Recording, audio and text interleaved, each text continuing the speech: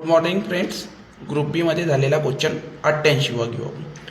रणधीर जवळ 10,000 रुपये होते, त्यापैकी काही रक्कम तो स्कीम ए मध्ये 5% जसे सरळ व्याज दराने गुंतवितो, तर उर्वरित रक्कम स्कीम बी मध्ये 8% जसे सरळ व्याज दराने गुंतवितो.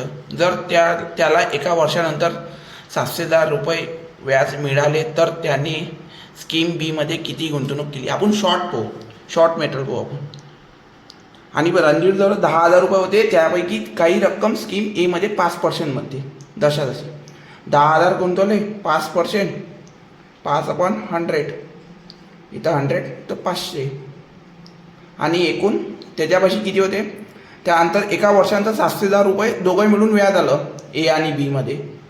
याचं 5% आहे, याचं 8% आहे, आणि 710 याची व्याज मिळालो. तर याचा डिफरन्स किती आहे, 5 आणि 8चा 3. आणि हे 500 मध्ये पहिले ए मध्ये त्यांना रणधीर 10,000 पैकी 5% जशाचे सरळ व्याजानं गेले. 500 मधून 710 मायनस करायचे, 710 मधून 500 तर 210.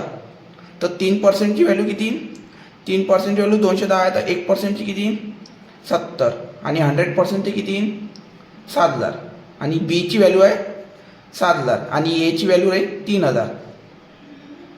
बीची व्हॅल्यू 7,000. थँक्यू. शेअर करा. चौथं उत्तर आहे बीचं 88.